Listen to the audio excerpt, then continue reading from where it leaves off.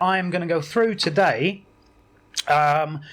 step by step, how to set up a Raspberry Pi 3 for Emulation Station. Now, most of this guide is going to be relevant to the vast majority of people. I'm going to make it as basic as possible, so that even people that aren't very tech savvy should be able to do this on their own. So who this is going to be aimed at is basically Windows users. So if you're an Apple user, sorry, I don't really know anything about how to set one of these up using an Apple. And that's about it. So you're out of luck, I'm afraid. You're going to have to go somewhere else. But this is going to be aimed at Windows users who aren't particularly tech savvy, don't want to piss around with networking, and I think I found an easy way of doing this. So this is going to be the first part is basically going to be this, the hardware, and then there'll be a bit more on the software. So I'll just describe, first of all, what I've decided to build, all the stuff I'm going to need. So first of all, I'm going to need a Raspberry Pi 3. This exact method will work with a Raspberry Pi 2, only the Pi 3 is a bit more powerful. I've got a case from Gorilla Pi. I don't know what it looks like yet. Well, obviously I know because I bought it, but I haven't seen it in the flesh as yet. You're going to need a micro SD. This one is a SanDisk Ultra. The Samsung Evos work just as well, but this is a nice sort of fast and stable card. The cheaper ones will work, but over the length of time they won't last as long. You'll find that it starts getting corrupted, so do go for a quality card. I've bought some controllers as well. Now, this is the first time I'm laying eyes on these. They are, there we are, Super Nintendo style USB controllers. They don't feel too bad, actually. Now, it depends what you're trying to do with the Raspberry Pi 3. Now, I've bought the Super Nintendo versions of these. They do make sort of PlayStation style ones with the analog sticks as well. But I'm not going to be putting any PlayStation games on here. I think the highest I'm going to be going is maybe 32X Mega CD, I think is the newest stuff that I'm going to be putting on here. So they will work perfectly fine, and obviously there's two of them for two-player. I had to buy something to power it all, so this is a I don't know, North Padder AC adapter. I found this on Amazon, and the reason why I chose this over the official one is because it has a power switch on the cable. So that's quite handy because the Pi unit itself doesn't have a power switch, so I don't have to keep unplugging it all the time to try to get the thing working. The other things I'm going to need just for setup, so if you can avoid buying them, then perfect, is a USB keyboard. This is just a cheap one. I'm only going to need this for setup. Once I actually have it all up and running, it should all work with the controllers forevermore. I'm also going to be using Linux Ubuntu Live Disk. You can get these. You can either buy one off eBay for about £1, because people do sell them, or you can burn your own from using the ISO from the Ubuntu website, which is handy. And I'm only using it as a live disk. You don't have to install it. Well, I don't, because I have a dual boot Linux and Windows 10 computer, but you don't have to install it. I'm only using the live disk purely to avoid all the networking nonsense later on. Because the thing that Ubuntu will do that Windows won't is it will read all the directories on a Linux file system. So that means transferring games later on is going to be a lot easier. There's also a couple of other pieces of software you will need, but I'll talk about them. At the time when I'm showing how to do it. I just think it's easier because they're very easily downloadable. And the last thing you'll need, if you're putting, this is only if you're putting the thing in a case, which I do advise doing, by the way.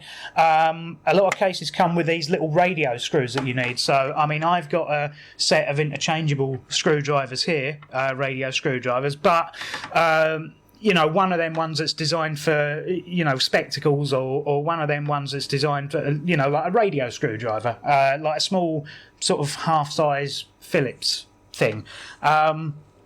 So yeah, that's all the stuff you're going to need, apart from a couple of bits of software. Oh, the other thing, if your PC that you're using to do this doesn't have a card reader that can read micro SDs, you will need an adapter as well. The card I've bought comes with a little adapter to fit in a standard SD socket, so that should be fine.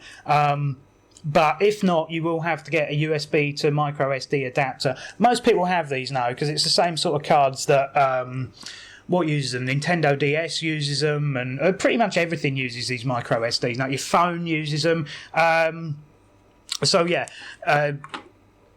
that's another optional thing that you might have to do depending on how your computer's set up. Right.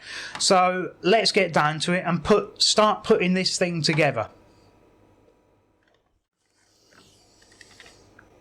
Right, so let's see what we've got in the boxes. So the first thing we want to open is the Pi. Oh dear, it's got one of these horrible stickers on it.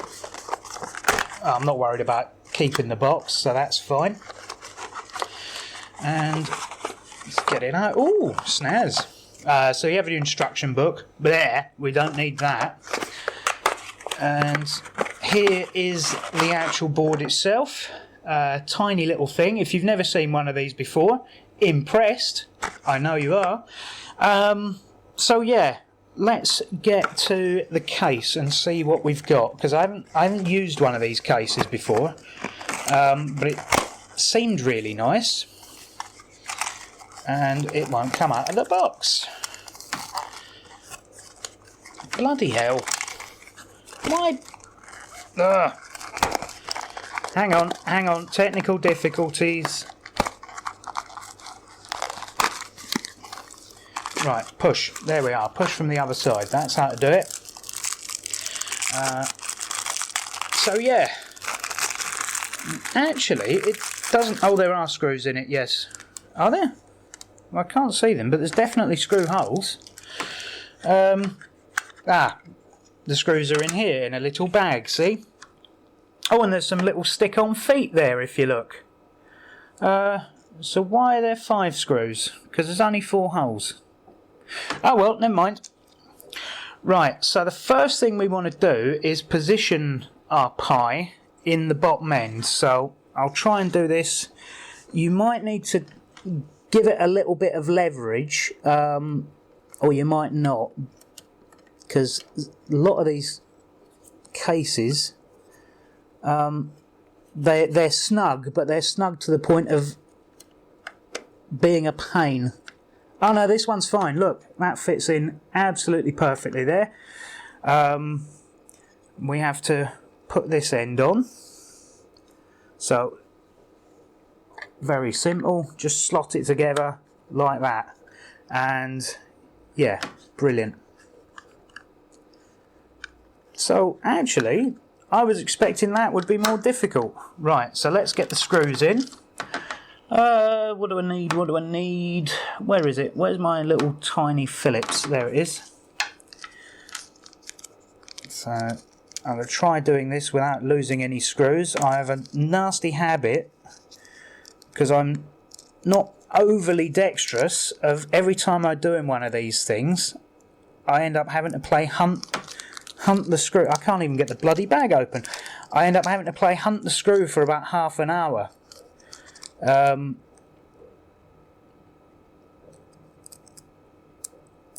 Bloody hell. This is fiddly. Let's see. Can I poke you in there and you can give me a hand? Ah, sod it.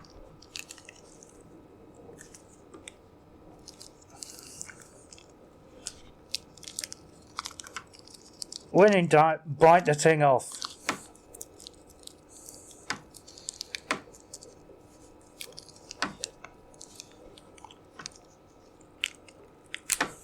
There we go.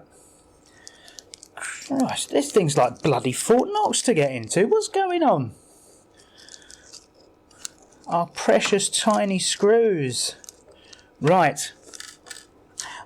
Actually, I think they've probably realised that it's me that's bought this, and that's why they've sent 5 screws for a device that only needs 4. So let's start. Yeah, that does fit perfectly. We're just going to screw the case on like that. And, sorry, just so the camera can see it. Yep. That might be a little tight, but, you know, nothing wrong with that. It's not coming loose at any point soon.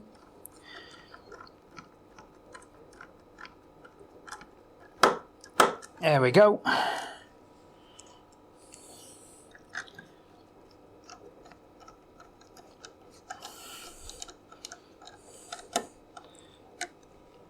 And finally the last screw. So that was really, really quick, wasn't it?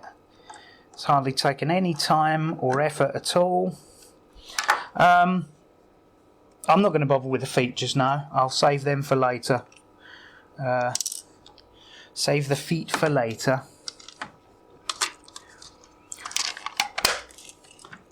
So that's it.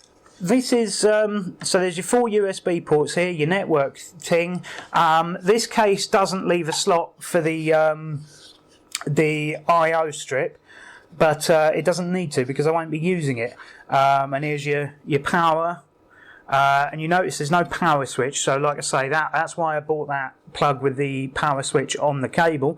There's your HDMI out, full size standard HDMI, and that's your that does headphones, and that also does AV out as well, but I don't know, I've never bothered using that, so it doesn't matter. And here's your card slot in the back for your SD card. Now the trouble is, once you've got it in a case like this, you probably will have to use something like a paperclip or something to because it's got a push eject. The actual Raspberry Pi's got a push eject on it, but unless you're very, very slender fingers, you might have trouble getting the card in and out. But hopefully we only have to do that a couple of times, so you know, I'm not going to need a special tool or anything to do it. Right, so that's it. That's the device physically put together. So what we'll do now is we'll head to the software part of it and the stuff that we need to do to actually get it running. Okay, so now we're in Windows and I'm ready to start setting up the Raspberry Pi 3 for games. So I'm going to go off the beaten track with regards to the software I'm going to use to do this. Now, the recommended software is a program called Disk Imager for Windows, but I found it to be not particularly good. For the simple reason that, yeah, it's brilliant if you're using a brand new card. But lots of people these days have SD cards just lying around. Now, it just so happens that I am using a brand new card for this, but that's not always the case. When I've done these before, I've often used an old SD card, micro SD, that I've had lying around. So I'm going to show you that method because I think that's going to be what most people will have. Because, you know, why spend an extra £15 on a card if you've got loads of them lying around? That's my view on it anyway. So I've already been and downloaded the Retropie disk image, which by the way comes as a zip file, so you are going to need something like 7-zip or WinRAR or something like that to open it and turn it into an image file. So I've already done that. Obviously I'll post links in the description to all of this stuff that I'm doing. Now, there's another program called SD Card Formatter. Now, this is a software you would use if you're using a used SD card. Because the trouble is, when you format an SD card using Windows, or Linux for that matter, it doesn't format the entirety of the card. It leaves a certain amount of space on there, which is to do with the way that Windows or Linux reads the partitions.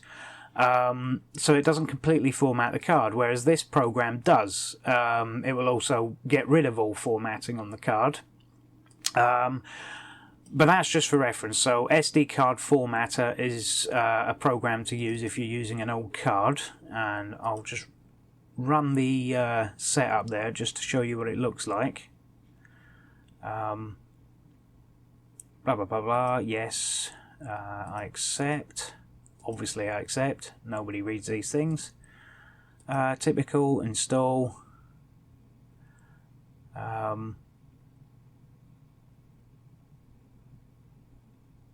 So I'll just wait for this to install. There we go. Launch the program. Now, obviously I haven't inserted the card yet, but if I insert it into a USB port here... Oh, wrong way round.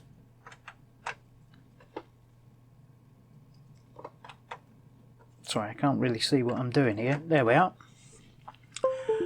Then that's come up as, well, it's the only card I've got in here, and yeah, so that's the full capacity there, and you can either do a quick format or an overwrite format. Now, with a used card, I would definitely do an overwrite format, and it is going to take a little while, but I don't need to do that because it's a brand new card, which doesn't have anything on it. So I'm going to have to... The program I'm going to use to actually write to the card, once I've formatted it, which I don't need to do, is this one called Etcher. And this is apparently very good. Now, it's the first time I've used it. I can't remember the program I used to use, but it wasn't Win32 Disk Imager, because I tried that before and it was slow and clunky and quite often didn't write things properly. Certainly when I was using it on XP. I've never tried it on Windows 10, but there you go. Once bitten, twice shy and all that. So I'm going to try this program, Etcher. Now, on Windows 10, I have to run the setup as an administrator, so I'm going to tell it to do that. Which is good practice on Windows 10 anyway, if you're setting up software to run it as administrator. Hopefully this isn't virus laden. Right, so I'm going to go into my Etcher program, and this should be pretty simple. So select drive, drive E, yep, that is definitely the right one there, drive E. So all I do is select the image, and that will be in the desktop, RPI3, open that, and we've got the right device, and then all I do is press the flash button.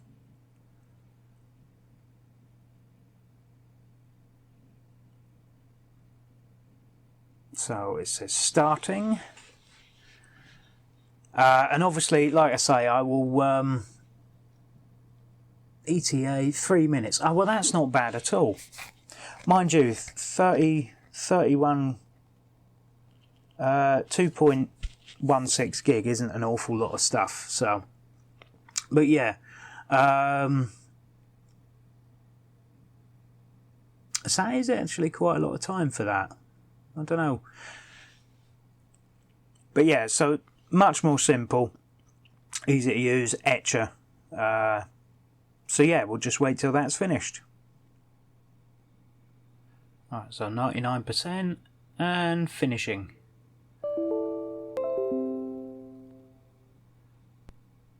Right, validating the image now.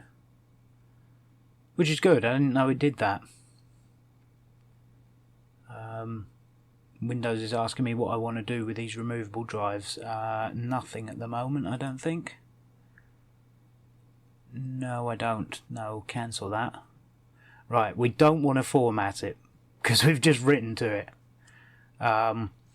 Because of the way the Raspberry Pi image is, what it's actually done, just to briefly explain, is it has partitioned the card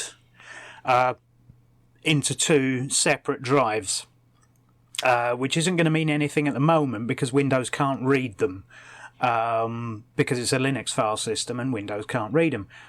So it might come up with the odd error here or there if you try and access it. So the best advice is don't try and access the card in Windows ever again, because depending on how your Windows is set up, it might actually start writing stuff to the drive, because I've found Windows 10 for some reason likes to write things to hard drives without telling you, and then makes them inaccessible to other operating systems.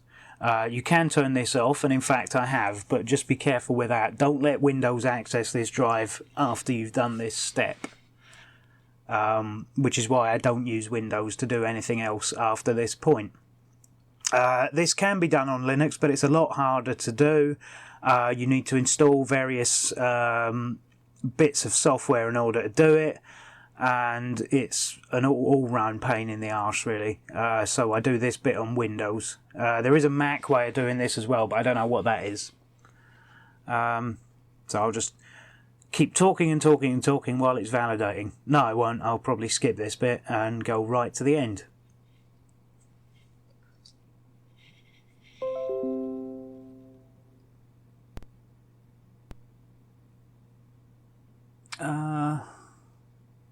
Okay. Potential corruption issues. Now, I'm assuming that's down to the Linux partition, but I'm not sure. Right, so that's that done. So we'll see how Etcher got on. Now, hopefully, what I'm going to do now is I'm going to plug the Raspberry Pi in.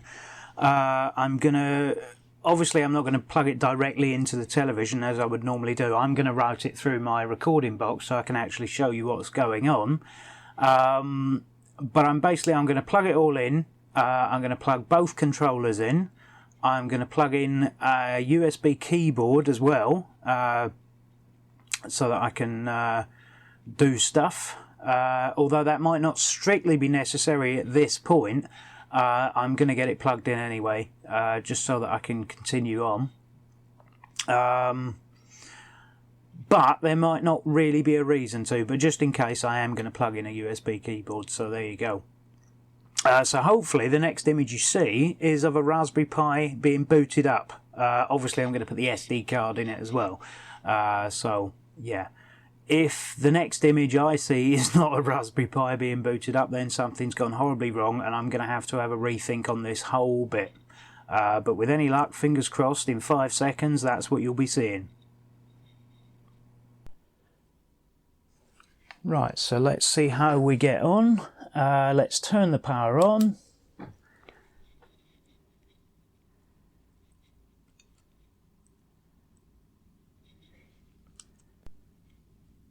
Hooray! We're getting a boot screen.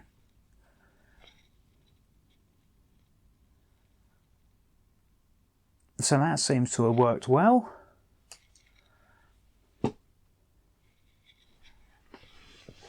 Right. So the first thing, hopefully, that it asks me is to go through my joypad button preferences. What's that? Resize? Oh, right. Okay, so it's is it automatically resizing then? Oh, well, that might be one less step. Right, okay. Hold a button on your device to configure it. Right, D-pad up. Up. D-pad down. D-pad left. D-pad right. Start. Select. A, B, X, Y. Left shoulder. Right shoulder. And hold any button to skip. So we'll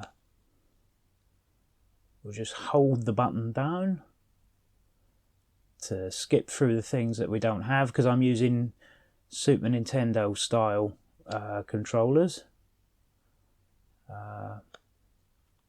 So we just have to keep holding the button down. Does make me wonder why I didn't bother getting analog controllers, but that's see, this build isn't actually for me, and Super Nintendo controllers were part of the remit, I'm afraid. So okay, so I suppose I can press enter on the keyboard to okay that, or right. Okay, so main menu. Let's not worry about that. Right, so why isn't it moving?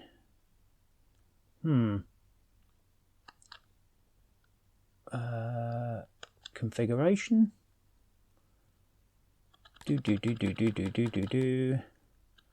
What do we want first?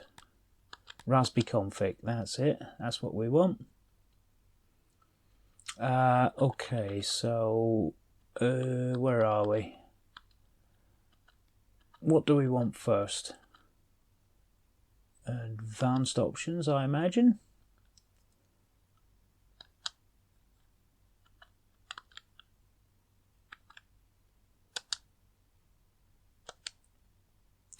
Expand file system, so that ensures all the SD card. Okay, so we want that, so we press right and select. Okay, so we better reboot first of all. So finish. Would you like to reboot now? Yes.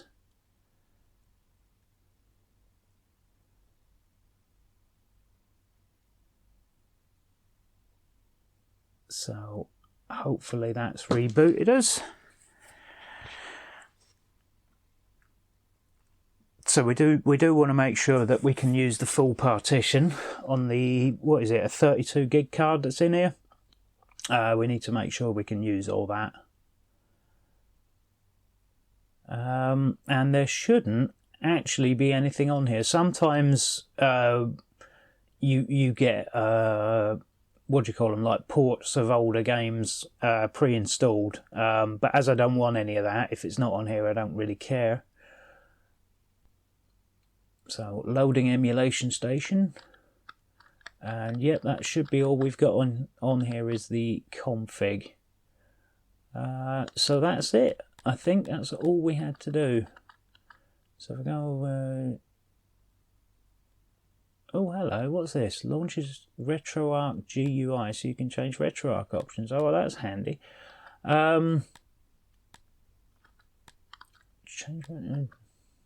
So yeah, you can fiddle with most of this till your heart's content, to be honest. What we do probably want to turn on is the Wi-Fi, although I won't need it. Actually, I'm not going to bother with that because I won't need it.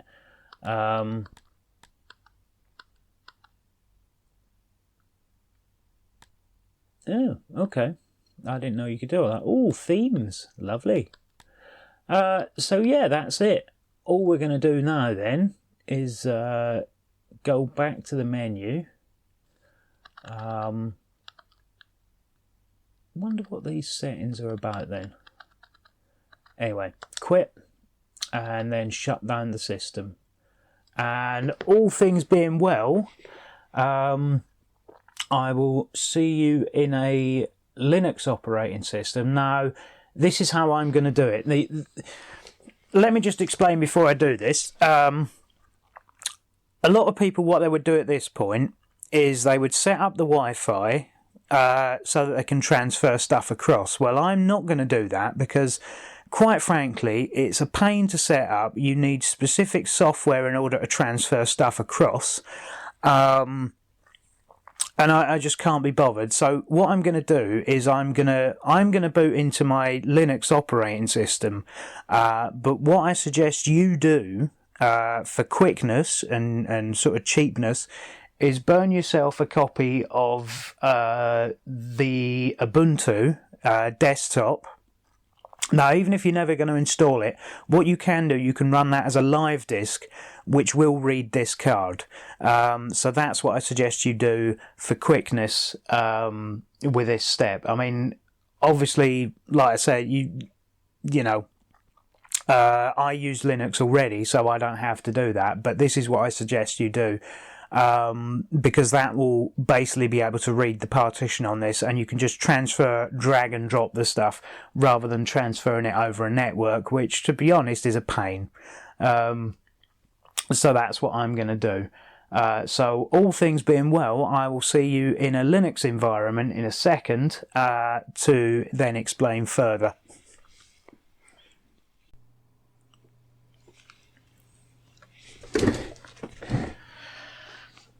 Right now, I'm here on my Linux desktop. Yours, if you're using the live disk, is obviously going to look slightly different. You're going to have less icons down the side here, but due to the way that my recording apparatus functions, you probably can't see most of them anyway. Yeah, so that took a little bit longer to boot into Linux than expected, because as I was saying a few minutes ago, what had happened was, and this is why you should never let Windows read Linux file systems, incidentally. What had happened was, unbeknownst to me, Windows had done an update and it had automatically switched on Windows Fast Boot, which made my swap drive, where I keep my ROMs, unmountable and therefore unreadable in Linux. So I had to quickly go back into Windows and turn all that back off. I don't know why it does that. Every time it does an update to Windows, it seems to it turns Fastboot back on. The amount of times I have to tell it not to. I don't know if there's a way to permanently disable it or not. I'll have to research that. Anyway, so this is my ROMs on my swap drive, and I'm going to put in. I've taken the card back out of the Raspberry Pi, and I'm going to just slot it into the machine here. So you should see two volumes have just popped up. One's called boot, which we're not interested in because we don't need that one, so we'll close it. The one we are interested in is this one, and I can't remember. I think is it root? No, it's not root. It is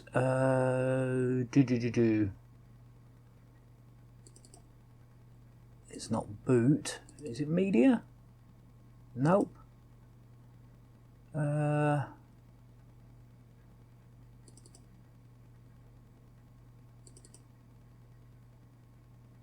Right. Or home. Ah, there it is. Yep. Pi. Right. So, the folder we're looking for is obviously Retropie. Home, then Pi, then Retropie, then ROMs, and we can just start throwing all of them in here. So first off is Atari 2600. I've got my Atari 2600 ROMs. When it decides to read them all, there's a lot of them, so I'm just going to copy them across, drag and drop. And obviously they copy across very quickly because there's not many of them. Next we have Game Boy, and in fact I probably could just drop the folder straight across, but I'm going to do it as ROMs just to make sure that everything goes in. So this obviously isn't going to be the quickest thing in the world.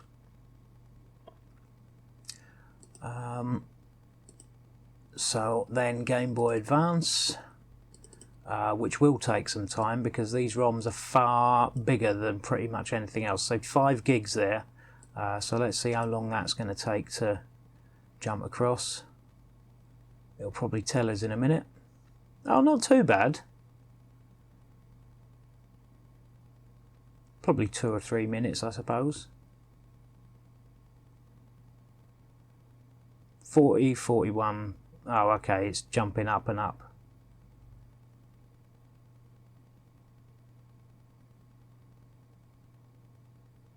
I don't know why that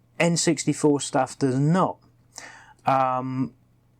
But the principal reasons why I'm not doing N64 or PS1 is because the remit for this particular console was Super Nintendo controllers, and I thought, well, you can't really play N64 games with no analog stick. There's lots of PlayStation 1 games you can't play without L2 and R2.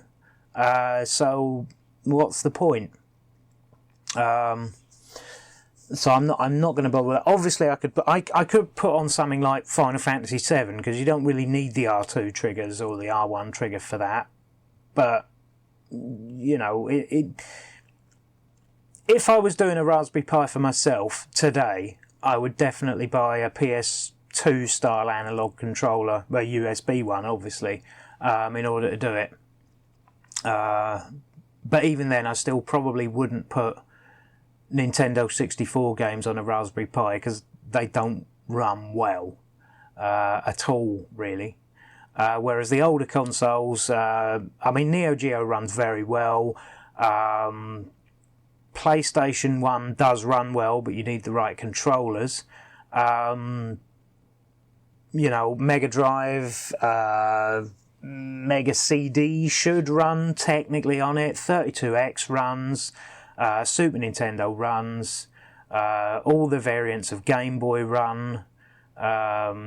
Obviously not the DS. DS doesn't run particularly well on anything. Yeah.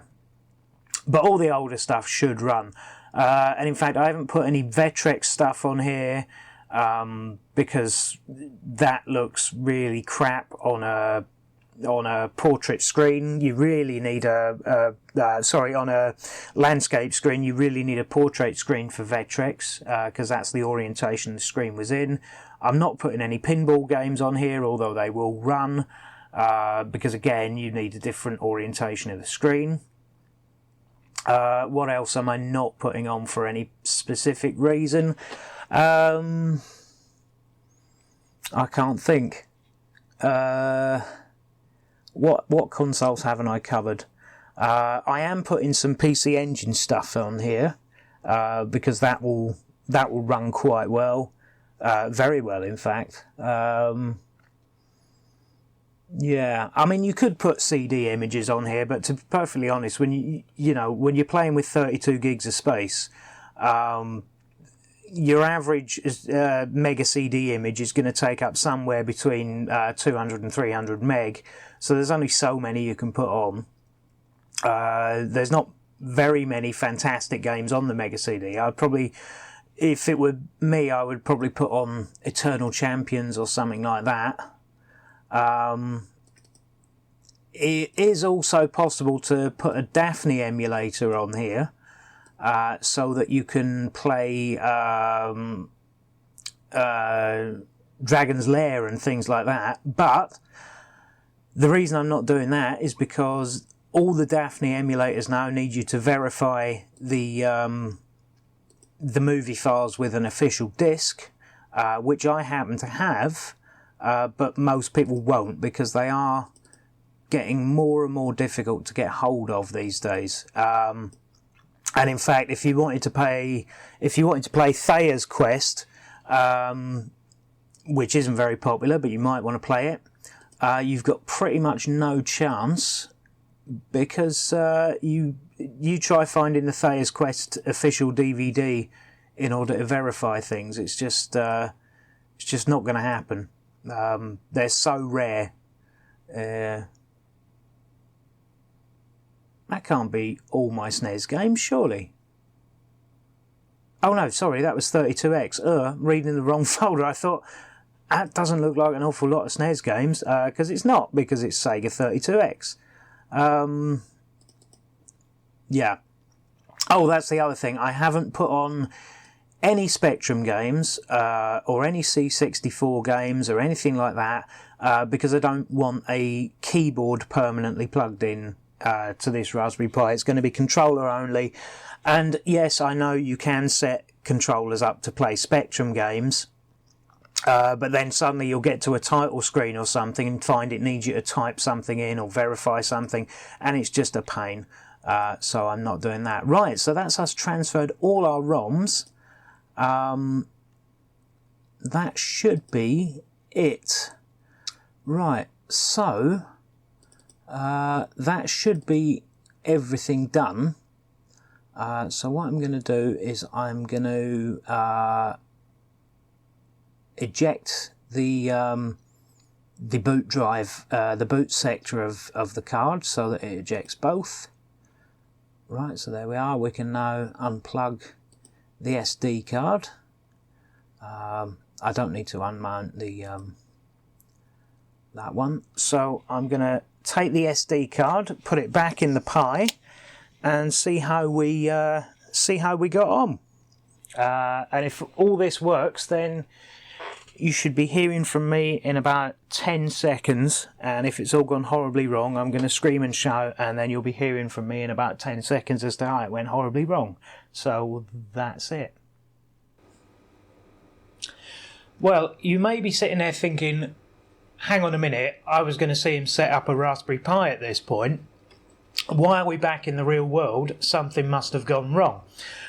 Well, actually, nothing has gone wrong with the Pi itself. The reason I'm talking to you at this point is, while setting up the Raspberry Pi and recording loads of footage on first of all, setting up MAME, setting up the MAME controls rather, setting up the doing all these little tweaks to the graphical interfaces, and setting up the resolutions and things like that. My recording box decided to fall over. I think it's something happened. I think it's because where I changed the resolution settings to more closely match what my television would rather see, rather than what the Pi was outputting natively for some of the consoles. I think it's caused my recording box to trip over somewhat, and the footage that I got was just wrong. It was all wrong, and stuff was at different speeds, and it was all playing funny. It obviously, when it came to render the file at the end, when I stopped recording, the change in resolution must have messed it up. So unfortunately, while I would like to show you all the little bits of minutiae that I go into over the course of, say, 30 or 40 minutes, which might be interesting, it's bloody awful. I've managed to rescue some of it, and I've managed to fiddle around for a little while with the first bit of at least getting MAME configured, because I think that's the most basic of the basic. And even then, the visuals don't quite match up and the sound isn't quite right. So what I propose to do is I'm still going to narrate what I'm doing, but I'm only going to do it up to a certain point, pretty much to where I get MAME configured, and then that's about it. I did go into this whole long spiel about how certain games are great for testing this thing and just testing its capabilities and how well the emulators work and things like that. For instance, I went into this whole bit about how the Mega Drive emulator is really good, because a good test is always Hellfire. If the music on Hellfire sounds correct, you can be pretty much guaranteed that everything else is going to be emulating a Mark I Mega Drive.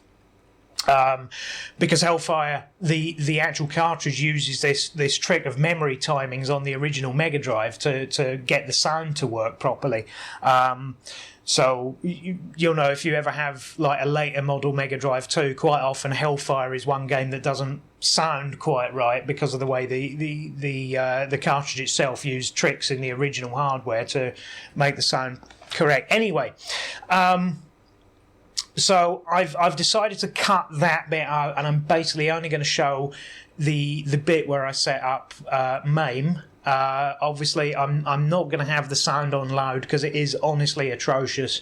And of course, I could go back and re-record it, but unfortunately, as I pretty sure I already mentioned this Raspberry Pi is not for me, and by this point in time, when I've started doing the editing on the video, I'm afraid it's already gone out of my possession and into the hands of its new owner.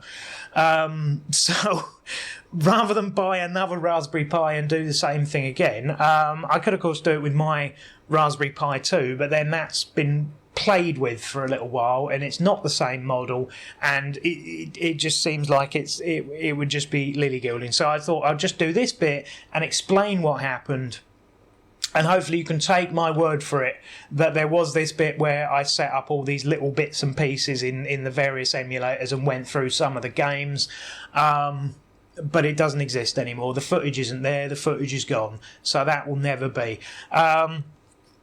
So yeah, I'm basically recording this as the same bit as I'm recording my summing up, so that is pretty much going to be straight after this bit. So I'm once I finish writing my summing up, then I will record that, which should only take me about another 10 minutes, so it will seem seamless to you, because obviously I'll transition it in a couple of seconds. But like I say, I had hoped to do this big long bit of setting up all the different things, which I'm now not going to be able to. So what I'm going to show you now is just how to set up MAME, because that's probably the most important thing that you do need to actually go into the emulator itself and set up the controls.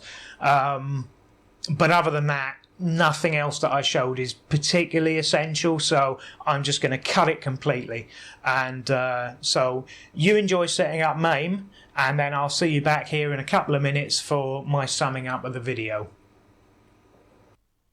Okay, so it looks like it's all working. Let's hope it has.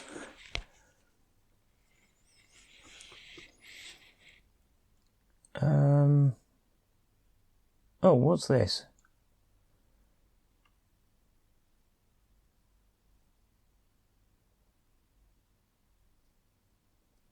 No, I hope I haven't overlooked something that I should have done, because I haven't built one of these in about a year, so I hope I haven't forgotten to do something ridiculously important. Oh well, we'll see. I don't think so. Ah, no, okay, so it seems to be working perfectly fine. So there's all the things. There's all our MAME, there's our Sega Master System, our Mega Drive, Neo Geo. Yep, okay. So right, the next thing we're going to do is go into MAME. So A to select, and we'll just pick a, we'll pick a game that we know what it should look like. So if I go, whoop, wrong one. So if I press the R button, that should go really, really fast. So we'll pick something that everybody knows. Street Fighter or something, if I can find it. Trouble with MAME is there's so many different versions of everything. Come on. Ah, right, okay. Shall we try Street Fighter Champion Edition Japan?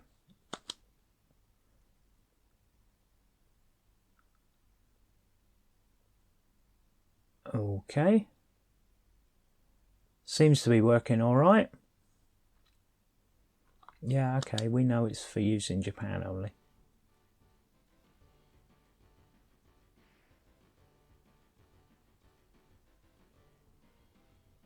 Oh, and it seems to have defaulted to widescreen as well, which is really cool. Right, so what I'm going to do now, because I've got a USB keyboard plugged in, I'm going to press the Tab key, and then we're going to choose, this all has to be done on the keyboard by the way, Input General, and I'm going to have to change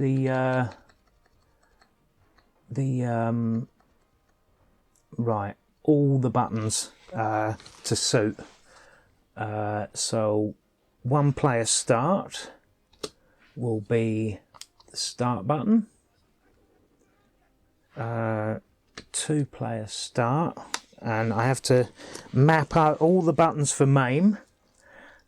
So that's going to be the start button on joypad 2. And because this is going to be 2 pads, so I don't have to go messing about too much. Right, we'll call that a coin 1. We'll call this one coin 2. And I'm just going to have to keep going sort of that way to sort out the controllers. Although some of them seem to have defaulted anyway, so let's just make sure. So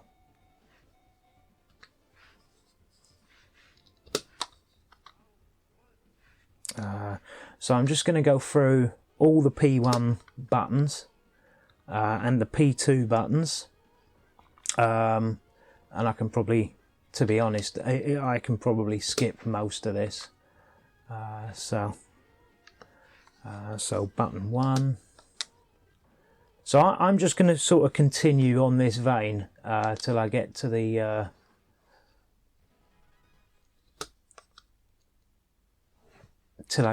end. So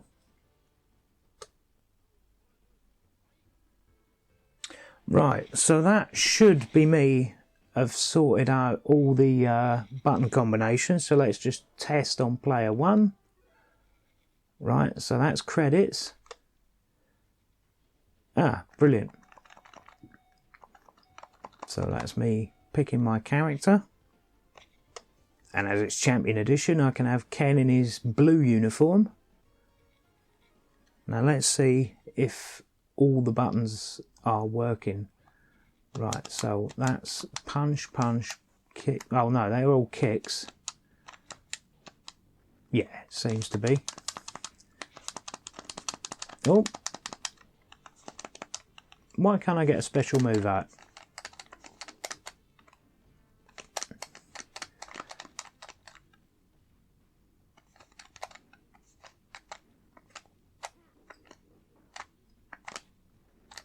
I can't seem to do any hurricane kicks. What's going on? Alright, there's a Hadouken. Yeah. So these pads aren't the best quality, but then it's been a long time since I've played Street Fighter. One thing I do want to do though, is while I'm on Input General, is there should be a way to go back to the main menu,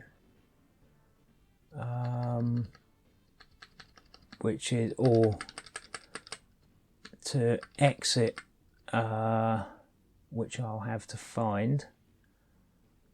So that should be whatever escape normally is. So I have to find that, which could pause, reset game. Ah, UI cancel. That's what we're looking for. Right, now we need to set this up. So what I'm going to do is I'm going to set it up with a combination of select and start, or the equivalent of select and start. So I need to press enter, hold select and start at the same time. So select and start. Right. So that should do it. So if I escape out of that,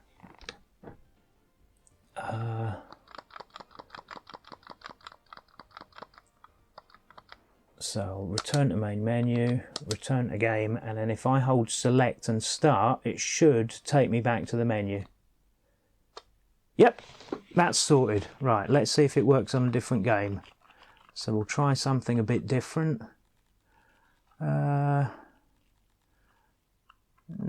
No. Super Contra, Super Dodgeball, Super Hang On? No. What should we go for? What should we go for? I'll tell you what I'll go for. I'll go for a shooty one. So if we go for oh, where is it? Where's Salamander? SA. Oh, yep. There we go. Salamander. We'll try that. We'll see what Salamander's like. I know what Salamander's like. I like Salamander. It's one of my favourite shooters. Now, obviously, it's Konami, so you get this. Please deposit coin. Press start. Do do do do do do do do do.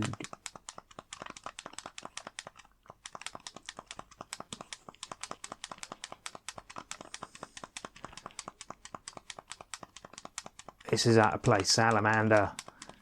There we go.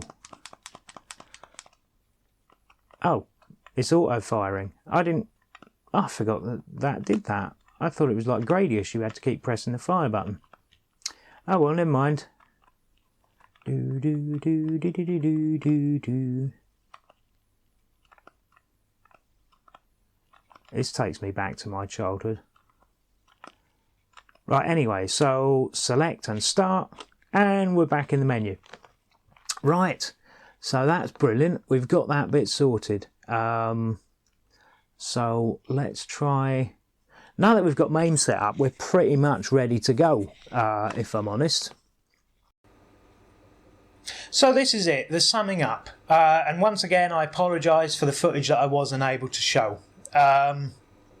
But let's sum up the video as a whole. Now, a Raspberry Pi is a cheap and easy way to emulate. It is the cheapest and easiest way to do things. Now, obviously, if you wanted to, in your own build, you can play with the themes, you can connect it up online, you can set the scrapers so that you've got videos and artwork and things like that.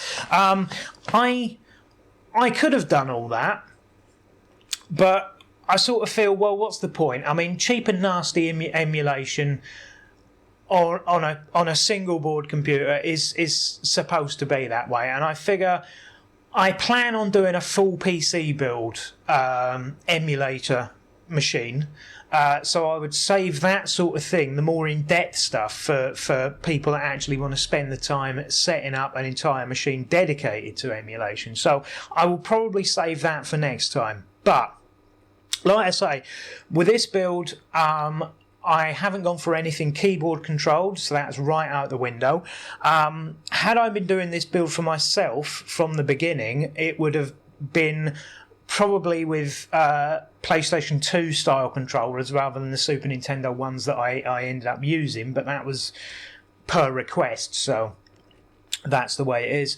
And even then, the controllers that I've ended up using are they're not the best quality. But as I was doing the machine as a favour, I didn't want to spend tons and tons of money. I mean, I could have bought, you know, the what is it, the 8-bit Do controllers or something like that. But I didn't want to spend that kind of money. So they are the cheap USB Chinese knockoffs.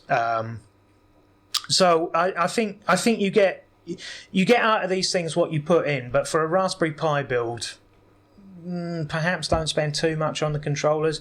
And again, if there's a couple of tips I want to throw in as well, is that PlayStation 1 stuff obviously will work. I haven't done any on this build, but it will work, and it will work reasonably well. But I would advise buying a bigger card than 32GB. Because once you start loading PS1 games on there, I mean, Mega CD stuff and things like that, although I didn't put any of them on there either, they tend to be about 200-300 meg.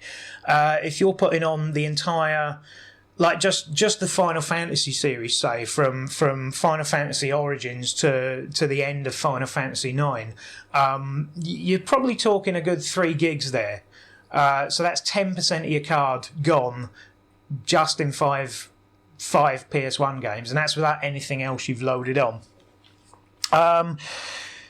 There was an issue in the lost footage, which I haven't shown, where I forget which ROM it was. It was one of the Neo Geo ROMs that I went to test wouldn't work, and that was Soccer Brawl. Originally I thought it was an issue to do with the ROM that I'd got. Maybe it didn't copy over correctly, maybe it was corrupt. So I went and found a fresh ROM, Soccer Brawl, loaded that on, tried that, and that didn't work either. So I don't know whether the Raspberry Pi 3 in particular has an issue with, some aspect of the Soccer Brawl Neo Geo ROM. But certainly it works on my Raspberry Pi 2, so I don't know what that is. So, yeah, that was the only issue with the whole build. There was an issue with Raspberry Pis previous, which I did mention in the lost footage again, where there were certain versions of Super Mario All-Stars that didn't work properly with regards to the controls weren't quite right for some reason. And this was a known issue with certain versions of Super Mario All-Stars on the Super Nintendo, the standalone version, not the one that comes with Mario World as well. But that seems to have been fixed, so that's fine. Other than that, I don't know how else to sum this up. If you're looking for a cheap and nasty plug into the telly emulator that does multi-systems and you can pretty much put on what you want, then yeah, you can definitely use this method. If you want to add the extra bells and whistles, then it's very easy to do that. There are plenty of forums online that will help you along the way. And I think for less than 100 quid, I say less than 100 quid, it probably works out as less than 70 quid, to be honest. I don't think you can do any better. I certainly, you could buy a second-hand Nintendo Wii and try doing it using that as an emulator, or you could use an original Xbox, but obviously that's going to take up far more space as well. I mean, the portability of a Raspberry Pi means you can pack the whole thing up and take it in a shoebox round to your friend's house or whatever, and that could be with 2 or 4 pads. You can pack the whole thing up into a box sort of that big, whereas you obviously can't do that with an original Xbox. You can't really do that with a Nintendo Wii. So yeah, basically the only thing I would advise not to do is don't go down the route of putting on Nintendo 64 ROMs. Even if you have a controller with analog sticks, the Raspberry Pi, even the 3, doesn't run them very well, and that's why I specifically didn't use Nintendo 64 ROMs on this build, or in fact in any Raspberry Pi build that I do, I don't put Nintendo 64 stuff on there because it doesn't work properly. It's just a fact. Nintendo 64 is difficult to emulate. I also noticed that there was talk of a Saturn emulator for the Raspberry Pi 3. Now, I've never used it. I don't know of even a full-size Saturn emulator that works properly, so that would be another one that even if it came as standard with Saturn emulation, I probably wouldn't use it anyway, because I just, what's the point?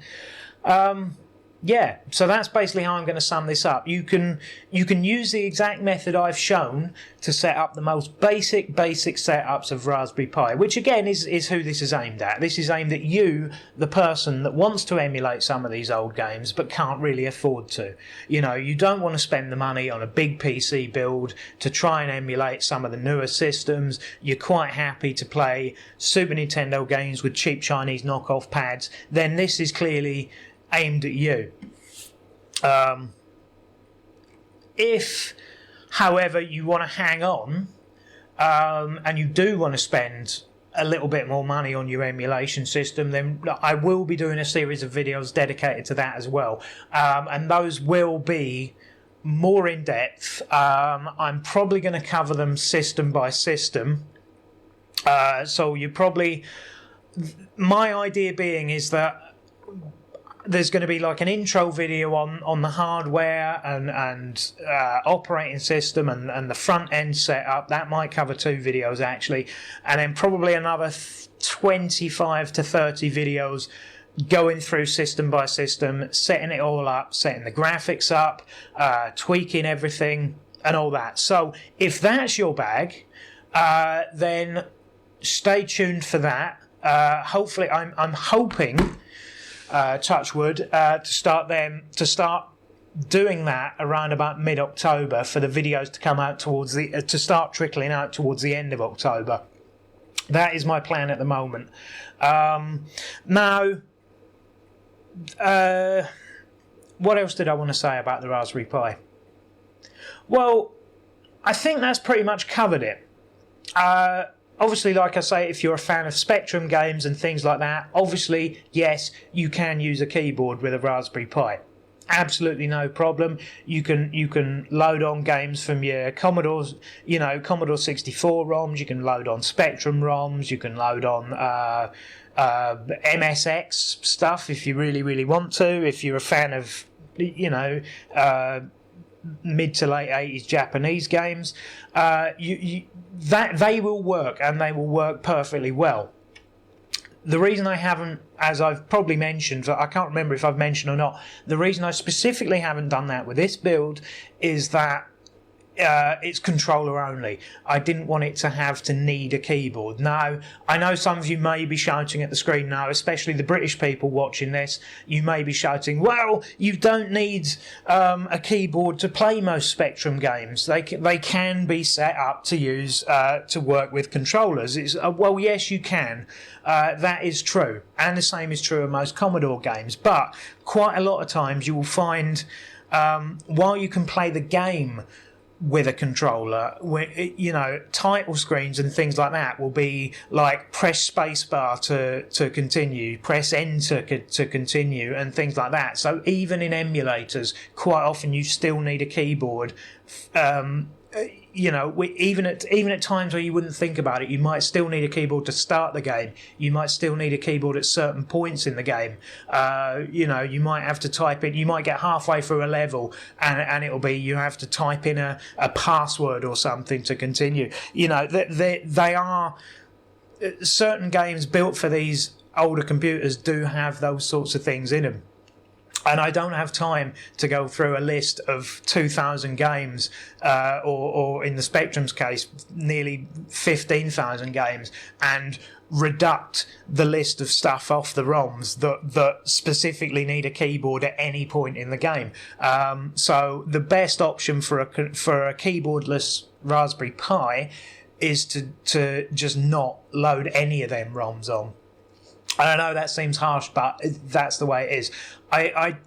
The person I'm doing this for, I don't want coming back to me in a few days' time. Oh, this isn't right, that isn't right, the next thing isn't right. So it's a controller-only system.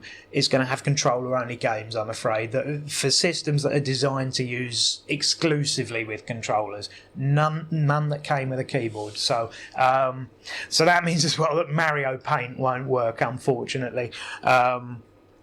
Because no mouse.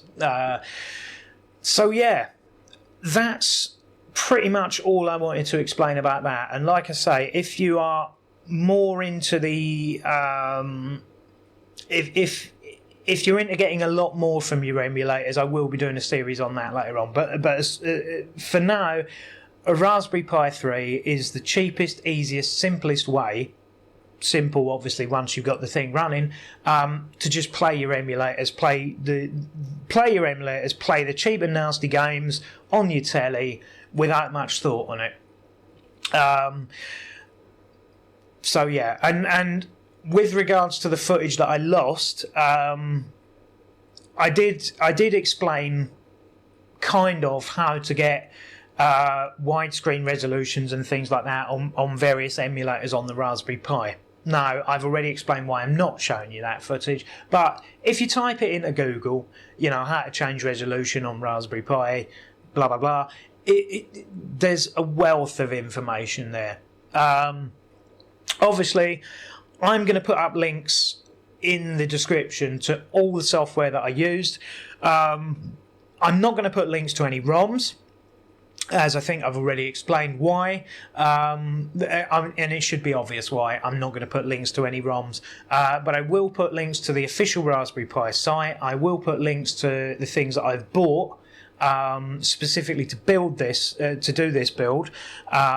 Most of it, in fact all of it, came off Amazon, so that's nice and simple. So it also should be international, give or take. So yeah, I can't think of anything else to say other than there will be more emulation videos coming. If you like any of my stuff, then there should be some boxes appeared here. If you want to subscribe, there should be a subscribe button appeared here. As usual, you can follow me on Twitter. You can write what you want in the comments, provided it's nice. And I will see you in another video.